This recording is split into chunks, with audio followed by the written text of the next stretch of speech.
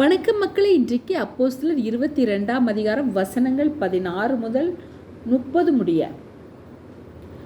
இப்பொழுது நீ தாமதிக்கிறதென்ன? நீ எழுந்து கர்த்தருடைய நாமத்தை தொழுது கொண்டு ஞானஸ்தானம் பெற்று உன் பாவங்கள் போக கழுவப்படு என்றான்.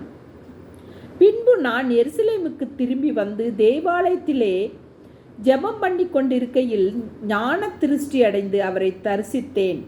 அவர் என்னை நோக்கி, நீ என்னை குறித்து சொல்லும் சாட்சியை இவர்கள் ஏற்றுக்கொள்ள மாட்டார்கள். ஆதலால் நீ தாமதம் பண்ணாமல் சீக்கிரமாய் எருசலேமை விட்டு புறப்பட்டு போய் என்றார்.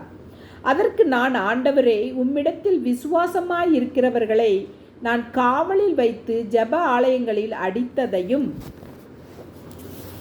உம்முடைய சாட்சியாகிய ஸ்தேவானுடைய இரத்தம் சிந்தப்படுகிற போது நானும் அருகே நின்று அவனை கொலை செய்வதற்கு சம்மதித்து அவனை கொலை செய்தவர்களின் வஸ்திரங்களை காத்து கொண்டிருந்ததையும் இவர்கள் அறிந்திருக்கிறார்களே என்றேன். அதற்கு அவர், நீ போ, நான் உன்னை தூரமாய் புறஜாதிகளிடத்திலே அனுப்புவேன் என்று சொன்னார் என்றான்.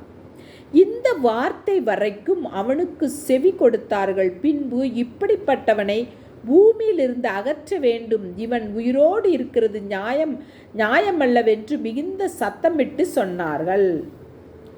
இவ்விதமாய் அவர்கள் கூக்குரலிட்டு தங்கள் மேல் வஸ்திரங்களை எறிந்துவிட்டு ஆகாயத்திலே புழுதியை தூற்றி கொண்டிருக்கையில் சேனாதிபதி அவனை கோட்டைக்குள்ளே கொண்டு வரும்படி கட்டளையிட்டு அவர்கள் அவனுக்கு விரோதமாய் இப்படி கூக்குரலிட்ட முகாந்தரத்தை அறியும்படிக்கு அவனை சவுக்காலை அடித்து விசாரிக்கச் சொன்னான். அந்தபடி அவர்கள் அவனை வாரினால் அழுந்த கட்டும்போது பவுல் சமீபமாய் நின்ற 100க்கு அதிபதியை நோக்கி, ரோமனும் நியாயம் விசாரிக்கப்படாதவனுமாயிருக்கிற மனுஷனை அடிக்கிறது உங்களுக்கு நியாயமா என்றான். 100க்கு அதிபதி அதை கேட்டு சேனாதிபதியினிடத்திற்கு போய் அதை அறிவித்து, நீர் செய்ய போகிறதை குறித்து எச்சரிக்கையாயிரும், இந்த மனுஷன் ரோமன் என்றான். அப்பொழுது சேனாதிபதி பவுலினிடத்தில் வந்து, நீ ரோமனா? எனக்கு சொல் என்றான். அதற்கு அவன், நான் ரோமன் தான் என்றான். சேனாதிபதி பிரதியுத்தரமாக, நான் மிகுந்த திரவியத்தினாலே இந்த சிலாக்கியத்தை சம்பாதித்தேன் என்றான். அதற்கு பவுல், நானோ இந்த சிலாக்கியத்திற்குரியவனாக பிறந்தேன் என்றான். அவனை அடித்து விசாரிக்கும்படி எத்தனமாய் இருந்தவர்கள் உடனே அவனை விட்டு விட்டார்கள். சேனாதிபதி அவன் ரோமன் என்று அறிந்து அவனை கட்டுவித்ததற்காக பயந்தான். பவுலின் மேல் யூதராலேயே ஏற்படுத்தப்பட்ட குற்றம் இன்னதென்று நிச்சயமாய் அறிய விரும்பி அவன் மறுநாளிலே